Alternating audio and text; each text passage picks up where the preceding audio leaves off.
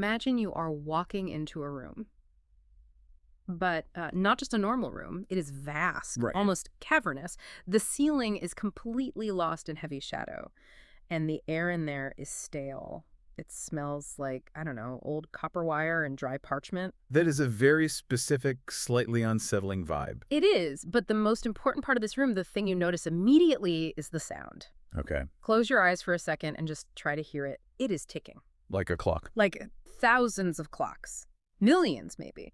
You've got these massive grandfather clocks with heavy pendulums. You've got tiny pocket watches with these frantic little gears. Atomic counters just clicking away. Wow. And the really terrifying thing about this room is that none of these clocks are synchronized. It is just this wall of chaotic mechanical noise.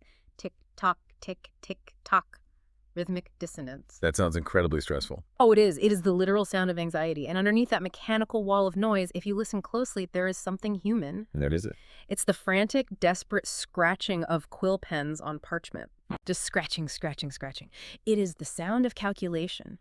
The human mind trying to measure the infinite with a ruler that is just way too short. Trying to fit the ocean into a teacup. Exactly. And completely terrifying ourselves when it inevitably spills over. It feels like you're describing a very specific kind of intellectual panic. Because that is exactly where my head is at today. We are not just looking at data for this deep dive. We are walking right into the center of that room. And I say, We are kicking up a conceptual rock. And it is so heavy, I'm honestly not sure we can put it down without crushing our toes. you are referring to the stone paradox. I am absolutely referring to the stone paradox, and I'm going to play the role of the empiricist today. Naturally. I'm the skeptic. I'm grounded in the tangible, the measurable, the stuff I can actually touch. I'm holding this metaphorical rock, and I'm looking at the concept of a sovereign intelligence. The ultimate architect. Right. The uncaused cause. And I'm seeing a problem. A big, fatal, logical problem. Okay, let's unpack it. What is the problem? Why are the clocks ticking so frantically for you? The problem is the question itself. It's the classic trap. Every freshman philosophy student hits this wall. It goes like this. Can the ultimate architect create a stone so heavy that he himself cannot lift it? It is a classic for a reason. It's the ultimate gotcha. It really is. And here is why it's a trap and why I think it breaks the whole system. Let's trace the logic. Go ahead. If I say yes, he can create that stone, then suddenly, bam, there is a stone he cannot lift. Which means there is a limit to his strength. Exactly. Physics, or whatever laws apply to him, have defeated him. He's not all-powerful. That is weakness. Right. That is the yes horn of the dilemma. Yeah. You admit a lack of lifting power. Yeah. But if I pivot, if I try to save the theory and say no, he cannot create that stone, I've just walked right into another wall. Because now there is something he cannot create. Precisely. He has a limit on his creative capacity. Again, a limit. Weakness. Heads I win, tails you lose. Exactly. Either way, the very definition of omnipotence just collapses. It implies that the concept of a sovereign intelligence is logically incoherent. It's like a glitch. It's totally a glitch. It's like talking about a square circle. You can say the words out loud, sure, but the thing itself cannot exist in reality. If you push the logic far enough, the concept just eats itself. It does feel like a checkmate against the whole idea. It's a very potent weapon in logical atheology. Mhm. It's specifically designed to show that the definition is internally contradictory. Right. But here is where we need to stop the ticking clocks. Yeah. We need to stop the frantic scratching of those pens. What? Because the source material we're analyzing today, focusing on the logical incoherence of these attributes, suggests that this isn't a checkmate at all. It's not, because the board looks pretty cleared from where I'm standing. It's really not. The sources argue that the paradox isn't a flaw in the architect. It's a flaw in the question. Okay. It's what philosophers call a category error. A category error. You're going to have to define that for me and for the listener, because honestly, that sounds like a technicality to get out of a tight spot. I promise it's not a technicality. Yeah. It is the fundamental difference between asking a valid question and just making meaningless noise with your mouth. Meaningless noise. Yes. But to understand that, we have to change the environment. We have to listen for a different sound. Change the environment how? Step out of the room with the ticking clocks. Leave the anxiety of calculation behind. Okay. I want you to listen for something deeper, something structural. Imagine a resonant, crystalline hum. Ah. Can you hear it? It is low. It's steady. harmonic. Imagine the sound of massive crystalline structures forming perfectly in the dark. Oh, wow. Okay, I'm imagining it. It sounds grounded, orderly. That is the sound of immutable systems. That is the rationalist perspective. Immutable systems. Okay, I'm listening. What is our mission for this deep dive now that we've switched the soundtrack from clocks to crystals? The mission is to take these paradoxes, the stone, the tension between knowing the future and having free will, the clash of justice and mercy, and dismantle the logical theology that relies on them. By using this new perspective. Exactly. The sources argue we have to move away from the idea of a God of paradox. Which is what? Like a magician? Basically, a magician doing tricks to impress an audience by breaking the rules. We need to move toward the sovereign intellect, the foundation of logic itself. So we are moving from magic to math. Or from magic to architecture. From magic to architecture, to the calculus of the uncaused cause, we're going to see if that unliftable stone is actually a rock or if it's just a phantom made out of bad grammar. All right. I'm highly skeptical, but I'm ready. Let's start with the big one. Yeah. Segment 1, the geometry of power. Let's do it. Because I'm still stuck on my square circle. Yeah. It is the perfect example of something that sounds like a thing but isn't a thing. And my empiricist brain says omnipotence is exactly like that. If the sovereign is truly unlimited, he should be able to do anything, literally anything at all, including making a rock he can't lift. And if he can't, then omnipotence is a lie. Here is where the rationalist framework steps in. We have to rigorously define power. When we say the ever-living source is all-powerful, what does that actually mean? It means the ability to do stuff, affect change, lift weights, create galaxies, bend reality. But does it mean the ability to do anything that can be spoken? The source material argues that power applies only to what is logically coherent. Logically coherent, things that make sense. Precisely. Let's go back to your square circle. Okay. If I hand you a pen and say, can you draw a square circle for me right now? And you say no. Does that mean you are a terrible artist? No, it has nothing to do with my artistic skill. It's about geometry. A square has 4 corners. A circle has 0. You cannot have both simultaneously. Exactly. The phrase square circle is just noise. You're combining 2 definitions that actively cancel each other out. The square cancels the circle. Yes. So when you ask for a square circle, you're actually asking for nothing. Right. Now, apply that exact same rigorous logic to the stone paradox.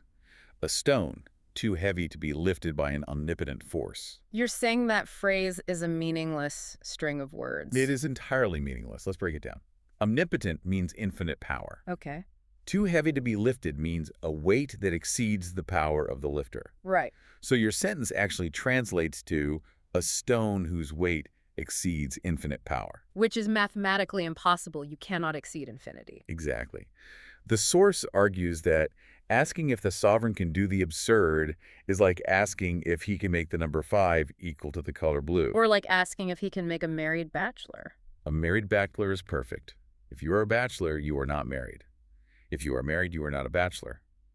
Even the ultimate architect cannot make a married bachelor because the definition itself prevents it from existing. So it's not a limitation of power to say the architect cannot do the absurd. No, because the absurd does not exist in the realm of possible things. It's a null set. So when the text says he has power over all things, a square circle or an unliftable stone simply doesn't count as a thing. Precisely. We get tripped up because the grammar works. Subject, verb, object. Exactly. Can the architect create X? The sentence structure is flawless, but the semantic content is 0. It's like asking, what is the smell of the number 9? Grammatically, it's a question. Logically, it's gibberish. That is a fascinating way to look at it. The source material is adamant about this. The sovereign's rulership sustains the universe through immutable systems, laws that firmly bind. It's not about breaking the laws of logic to show off. It is about establishing the laws of logic. So logic isn't a hurdle he has to jump over. Logic is the way the divine intellect structures reality. Yes, you're getting it. Okay, that actually helps with the stone. It dissolves the rock into smoke for me. But let's push a little harder. Bring it on. The source has brought up another one of these paradoxes, and I think this one is even more common. The irresistible force versus the immovable object. Yes. What happens when an irresistible force meets an immovable object? Right. If the architect creates an immovable object, like a massive shield, can he create a sword and irresistible force to break it? And if he can't make the sword, he's limited. If he can't make the shield, he's limited. Exactly. Same trap. And the analysis in the source material dismantles the premise before the fight even begins. It shows that this thought experiment isn't exposing a lack of divine power. It's exposing our misuse of language. How? Break that down. We have to stick to our rigorous definitions. If an object is truly immovable, what does that mean? It means nothing can move it. Literally nothing in the universe. Right. It defines the universe as a place where the movement of this specific object is impossible. So by defining the object as immovable, you have instantly defined an irresistible force out of existence. Oh. You see it. Yeah. Because if there is an irresistible force, Then by definition, there cannot be an immovable object. Because irresistible means it moves everything. They are mutually exclusive concepts. they cannot coexist in the same universe. Exactly. So asking what happens when they meet. It's asking what happens when two things that cannot exist together meet. It is another category error. The paradox isn't about power. It's about us using words that destroy each other. You can absolutely have a universe with an immovable object. Or you can have a universe with an irresistible force. But you cannot have a universe with both. Not because the architect is weak, but because both is logical nonsense. That is a huge relief. It felt like a legitimate trap, but it's really just bad logic masquerading as a deep thought. It is bad logic. Yeah. And this brings us to the core shift the source wants us to make. We have to stop thinking of omnipotence as unlimited magical potential. Like a cosmic genie. Exactly. A genie who can make pink elephants appear or make 2 + 2 = 5 just for a laugh. That is a very childish view of reality. The source argues for coherent power. Coherent power. Power over everything that can coherently exist. Yes. The sovereign isn't a chaotic magician snapping his fingers to break reality. He is the sustainer of the system where 2 + 2 will invariably equal 4.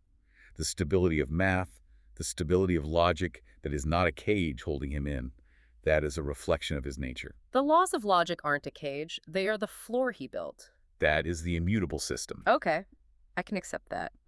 The stone paradox is a word game. Let's move to segment 2. Because this next one feels a little more personal, and it messes with my head even more than rocks and shields. We'll hear it. Segment 2. The sonic analogy. We are talking about omniscience, knowing everything, and Time. Time is always the sticking point. We live inside time like fish live in water. It's incredibly hard to imagine being dry. it really is. And here is the problem raised by my empiricist side. I call it the database problem. The database problem. Go on. If the sovereign intelligence knows absolutely everything, does he have a database? Like a cosmic hard drive in the sky? A giant server farm. Right. And if the universe is infinite, or even just really, really vast, and the future is infinite, that database would have to be infinite. Now, I know basic computer science. An infinite database takes infinite time to search. True. And even in set theory, a set of all truths leads to mathematical contradictions.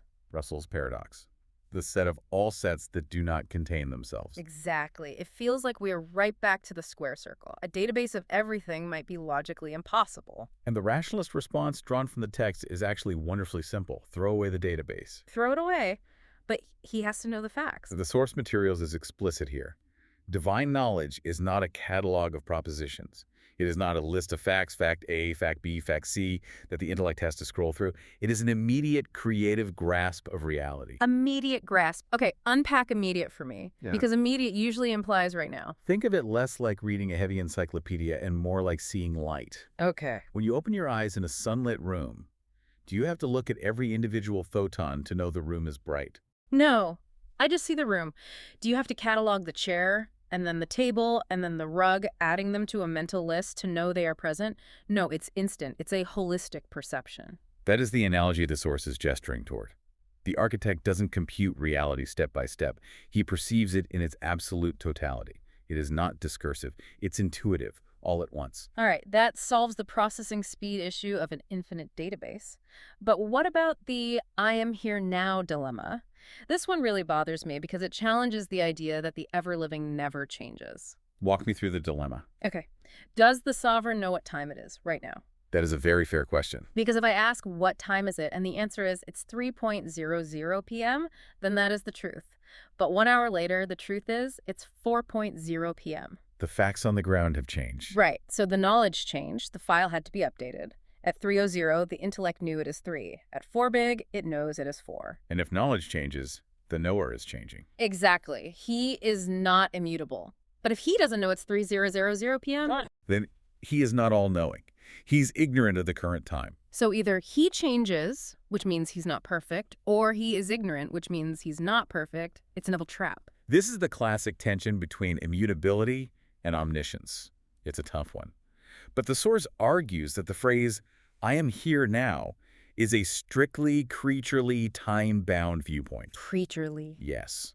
Philosophers call these words indexicals. Indexicals. Okay, new term for the deep dive dictionary. Words like here, now, yesterday, you, me. Their meaning depends entirely on where and when the speaker is physically standing. Right. Here means the studio to me. It means the kitchen to you listening at home. Exactly. These words only make sense if you are stuck inside the timeline, looking out from a very specific coordinate. To ask if the eternal knows now is to project our human limitations onto the infinite. How so? It is like asking if a physical map knows which direction is forward. Forward depends completely on which way your car is facing on the road. The map doesn't have a forward. The map just shows the entire road at once. Okay, so how do we solve the time issue? If he is not stuck in time, how does he know what is happening in time? How does he know I am drinking coffee right now? We need our soundscape again. This is the core of the solution. Close your eyes. I want you to imagine a vast, echoing marble hall. Okay. And in the center of the hall, there's a sharp, rhythmic sound. Clink, clink, clink. The sound of a chisel striking stone. A sculptor. This is the sonic analogy, the master sculptor. But here's the trick. I want you to imagine a sculptor who exists completely outside the block of marble. Outside the marble. To the marble. Let's pretend the marble has consciousness. The chisel arrives in a sequence. First, the nose is revealed, then the chin, then the ear. It happens in time. Sequence. Cause and effect. Right. From the perspective of the statue, time is flowing. Yesterday I didn't have a nose. Today I do. Exactly. But look at the sculptor. Does the sculptor have to run around the back of the statue to find out what the ear looks like after he carves the nose? No. Does he have to wait for the nose event to finish before he can know the ear event? No. The sculptor sees the raw block of stone and the finished design simultaneously. He holds the entire concept in his mind before the very first chip falls. Yes. The rationalist argument is that the architect stands outside the marble of time. He perceives the raw stone, the Big Bang, and the finished statue, the end of the universe simultaneously. So he is looking at the whole timeline, like a strip of film held up to a light bulb. A single eternal gaze. That is the concept in the source. He is with you wherever. His knowledge is a single timeless act, not a sequence of chronological updates. So when I ask, does the architect know it's 3:00 p.m., I am asking the wrong question. The right answer is, he knows the entire sequence of your day eternally. He sees the frame on the film strip where you look at your watch and it says 3.0. He sees the frame where it says 4.0. He sees them both at once. In their proper relation to each other. He doesn't learn that a flower bloomed at noon. He eternally knows the blooming. The flower changes. The knower does not. That is massive. It completely takes the pressure off the database idea. He is not processing data sequentially. He is holding reality. Holding reality. Think of it like a conductor with a massive musical score. The conductor sees the whole symphony on the page, beginning, middle, and end. The oboe player only sees the note they're supposed to play right now. The architect is the conductor. We are the oboe players. Exactly. That is a really beautiful image. And you absolutely knew there was a but coming here. There is always a but when we talk about time. This leads us directly into the territory that makes people the most uncomfortable. Because if he is holding the whole film strip, if he already sees the finished statue, then we have a problem with human freedom. Segment 3, the calculus of freedom. Let's dive in. Because here is the empiricist's absolute nightmare. If the sovereign intelligence knows exactly what I am going to have for breakfast 10 years from today, let's say waffles. Okay, waffles. Then I must have waffles. Because if you chose pancakes instead, the intellect would have been wrong, and the intellect cannot be wrong. Exactly. So I cannot actually choose the pancakes. The option is a total illusion.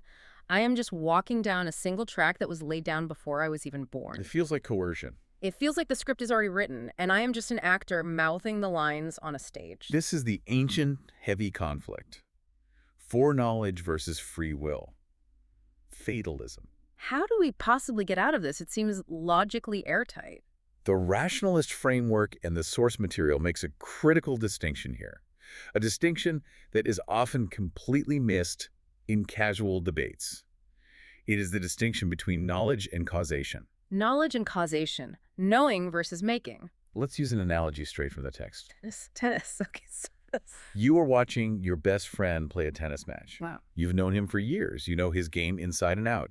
You know his strengths, his weaknesses, his specific physical tells. I'm the absolute expert on my friend's tennis game. He tosses the ball up for a heavy serve. He is slightly off balance. His wrist is turned a very specific way. You see the angle of the racket. You see the sweat in his eyes. I'm visualizing it. In that split second, you know with 100% absolute certainty that he's going to hit that ball straight into the net. You just know it. Yeah, I can see that. I'd be flinching before he even swings. And he does. He hits the net. Now, here is the million-dollar question for the empiricist. Did your knowledge cause the ball to hit the net? No. Did your brain reach out with telekinetic waves and pull the ball down? Obviously not. He hit the net because he has a weak backhand, or his foot slipped, or he just messed up the form. My knowing it didn't reach out and grab his arm. Exactly. Your knowledge was entirely passive. It was an awareness or a mapping of the truth. It was not a compulsion. Okay. The source argues that divine foreknowledge works on a similar, though infinitely more complex, principle. It is a perfect awareness. It is not a compulsion. But wait, I have to push back here. In the tennis example, I am human. I could be wrong. Maybe he pulls off a miracle swing at the last millisecond. But the architect cannot be wrong. Yeah. So if he knows it, it has to happen. The certainty is absolute. True. The certainty is absolute. But we have to ask why it has to happen. Does it happen because he knows it? Or does he know it because it happens? Whoa. Say that again. Does the event follow the knowledge? Or does the knowledge follow the event? The force argues that the sovereign's knowledge is a flawless map of reality. But the map does not create the territory. The territory dictates the map. He knows you will eat waffles because you freely choose to eat waffles. So the human choice is the source of the knowledge. Yes, the sovereign is observing your free choice from that timeless outside the marble vantage point we just talked about. He sees you choosing the waffle. He isn't forcing the waffle down your throat. So he is watching the film strip, but I am the one actually acting out the movie. You are acting, you are writing your own lines. He just sees the entire reel all at once. Foreknowledge maps to the truth of your choices. It doesn't author the truth of your choices. Okay, I really need to chew on that because it totally decouples the knowing from the forcing. It does. It separates them. But while we're on the subject of freedom, there is another massive paradox here. And this one isn't about human freedom. It's about the architect's freedom. The architect's freedom. The paradox of the good robot. The good robot. I like the sound of that. We see the sovereign intelligence is perfectly good, unsurpassable goodness. Yes, that is standard. That means he cannot be evil. He cannot lie. He cannot be cruel. Correct. If he lied, the whole system of ultimate truth falls apart. Well, isn't that a severe lack of freedom? Yeah. Think about it. I can choose to be kind to you today, or I can choose to punch you in the arm. I have options. I have a wide range of behaviors. Right. If the architect can only choose to be kind, am I not technically more free than he is?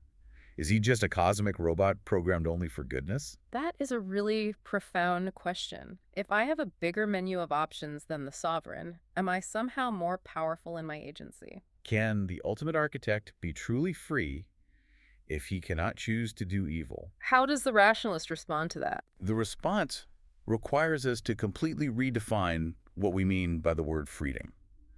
We moderns have a very consumerist idea of freedom. What do you mean by consumerist? We usually think of freedom as the liberty of indifference. Meaning? The ability to just pick random things off a shelf. Yeah. A or B, Coke or Pepsi, Yeah. left or right, good or evil. Yeah. That is how we view freedom, having a huge menu of options to pick from. The source material argues that is actually a very low-level, immature freedom. That's the freedom of a toddler in a candy store. True, ultimate freedom is self-determination in accordance with one's nature. Self-determination in accordance with one's nature. That is a mouthful. Break that down for me. Let's use the fire analogy straight from the text. Think about fire. Fire. It's hot, it burns. Does fire choose to burn? Does it wake up in the morning and think, today I think I'll be hot? No, it just burns. It's what it is. Could fire suddenly decide to freeze a block of ice? No, that is impossible. It's fire. If it froze things, it wouldn't be fire anymore. It would be some kind of anti-fire. Now, is the fire trapped because it can't freeze things? Is it a prisoner of its own heat? I wouldn't call it a prisoner. It's just being fire. Exactly. It is completely free to be fully, perfectly fire. To act against its nature, to suddenly freeze something would not be freedom. Wow. It would be dissolution. It would mean the fire has ceased to exist as fire. It would be the suicide of its own identity. Oh, I see where you're going with this. The text argues that a being of perfect goodness cannot choose evil without contradicting its own essence. The architect's inability to lie or to die isn't a weakness. It is the absolute perfection of the ever-living and ultimate truth. So doing random evil isn't a sign of actual power? Not at all. Arbitrary choice, doing evil just to prove you can, is a massive defect. It shows a lack of wisdom, a lack of emotional control, or a lack of goodness. It's erratic behavior. Exactly. The sovereign's will acts in perfect harmony with his wisdom. He is completely free because nothing outside of him forces him to act. He is determined solely by his own perfect, immutable nature. He is the most free being because he's most fully himself. So he is not a robot obeying a program. He is the program. He is the standard itself. He is the originator. He's the light. He doesn't have a switch that someone can just flip to dark. To flip that switch wouldn't be an exercise of freedom. It would be breaking the very machine of reality. Okay.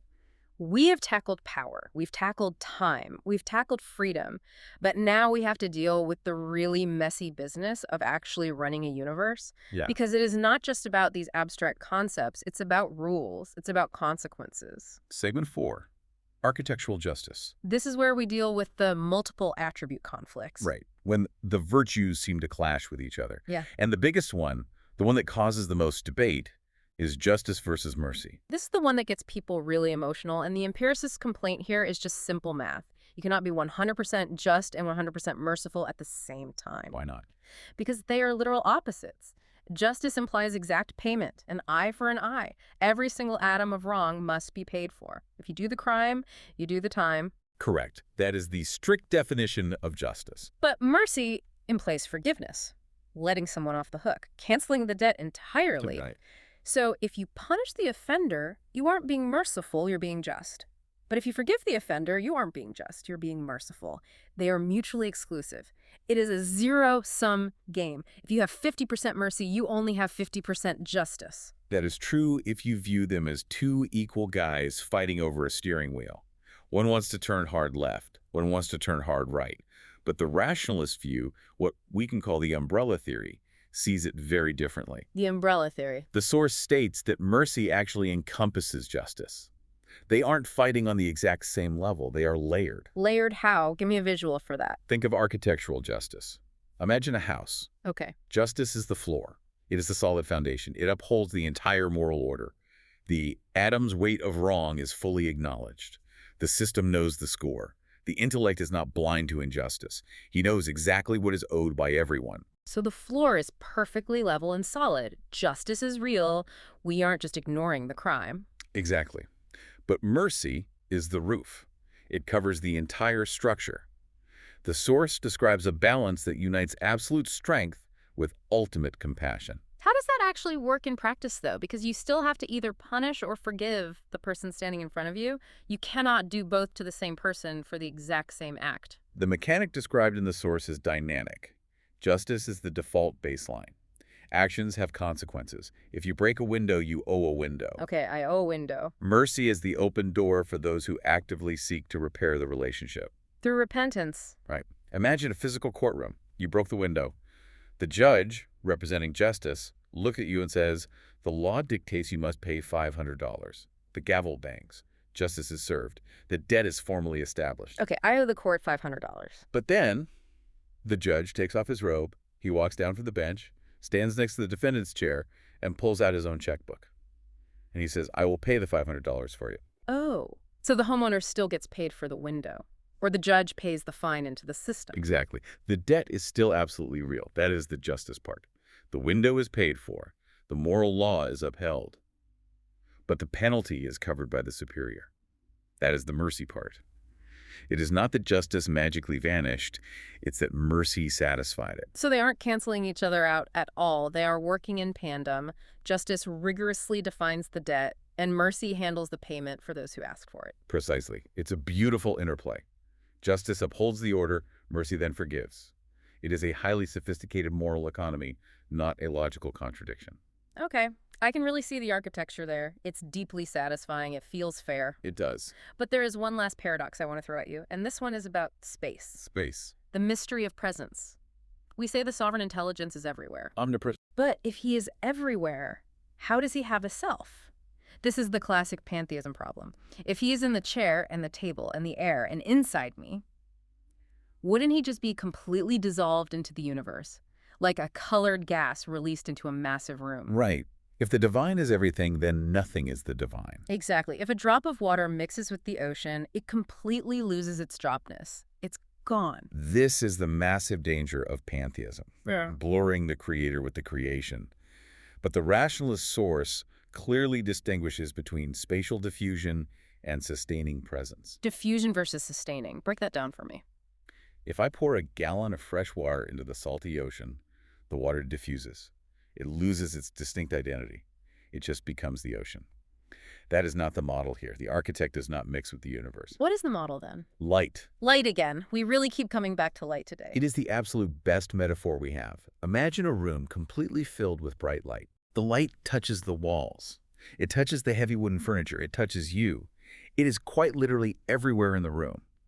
There is no single physical spot in the room where the light is not present. Right. But does the light actually become the furniture? No. The light is distinct from the chair. I can physically touch the wooden chair. I cannot grab a handful of light. Does the light lose itself because it is illuminating the dirty carpet? Does the light itself get dirty? No, it remains pure light. The source uses a very specific, very powerful visual for this kind of presence. Closer than your jugular vein. Closer than your jugular vein. That is intimate. It's almost uncomfortable. It is intense, but it is not a physical blending of atoms. It is sustaining. Think of a trained singer holding a pure, clear note, just holding it. Okay. That beautiful song is filling the entire concert hall. The song is everywhere. Yeah. But the song relies entirely, second by second, on the singer. If the singer stops exhaling, the song instantly vanishes. So the song is totally distinct from the singer, but it cannot exist for a millisecond without the singer. Yes. The sovereign sustains every single atom from beyond its physical confines. He is holding the atom in existence, just exactly as the singer holds the note. He remains totally distinct. He's the singer, not the song. Yet, he is intimately, undeniably present in every single vibration of reality. So he is not the gas expanding inside the balloon. He is the external pressure holding the balloon's shape. Or even better, the consciousness holding the thought. Ah. Your thoughts are in your mind. But you're not just a chaotic collection of thoughts. You are the thinker. The intellect is the sustainer. He fills all being without ever being diluted by it. Closer than the jugular vein. That is a hauntingly beautiful image. It implies he knows me better than I know my own biology. He is sustaining the very atoms of my brain while I am sitting here trying to debate if he even makes logical sense. Which perfectly loops us right back to omniscience. It does. It all connects. It is a completely unified system. So where does this leave our skeptical empiricist? We started this hour in a dark, stressful room full of ticking clocks and scratching pens, totally anxious about square circles and stones we couldn't lift. I feel, honestly, much calmer. I feel like I can finally put that heavy conceptual rock down. The paradox of the stone. Yeah. It feels like we have gone through a massive paradigm shift today. Let's summarize that shift, because if you, listening right now, take one thing away from this deep dive, it should be this rationalist paradigm. Okay, let's recap. First, we moved from magic to law. Right. We stopped expecting the divine to break logic with square circles, and we started seeing the sovereign as the very foundation of logic. Immutable systems. He doesn't break the rules to show off. He is the rules. Then we moved from temporal to eternal. We finally stopped trying to fit the infinite into a tiny human timeline of before and after. We threw away the cosmic database and saw the master sculptor standing completely outside the marble. The eternal now. The single unifying gaze. And finally, we moved from contradiction to integration. Justice and mercy are not enemies fighting for control. They are the floor and the roof of the same house. Power and wisdom aren't clashing. They are one unified reality. The god of paradox, that confused, erratic magician we started with, has been completely dismantled. And replaced by the sovereign intellect. It's actually really quiet now. Can you hear it? I don't hear the ticking clocks anymore. The clocks have faded out. The scratching pens have finally stopped. It's just that hum now. That deep, resonant, crystalline hum. Order. It is the sound of a system that actually works. You know, we spent an hour today trying to fit the infinite into our human logic. We did, and we barely scratched the surface of the source material. And it felt like incredibly hard work. It is hard work. It is the hardest, most rigorous work a human mind can do. But perhaps, and here is a final provocative thought to leave you with. Go for it. Perhaps the real question isn't whether the sovereign intelligence perfectly fits into our logic. What is the real question then? Maybe the question is whether our logic is just a small, dusty mirror trying desperately to reflect the sun. If the stone paradox proves anything today, it is not that the architect is incoherent. It is that our definitions of power and freedom were just way too small to begin with. We were standing on the beach trying to measure the ocean with a teaspoon. Maybe it's time to get a bigger spoon. Or maybe we just need to drop the spoon and jump into the ocean. Thanks for taking this deep dive with us. Until next time.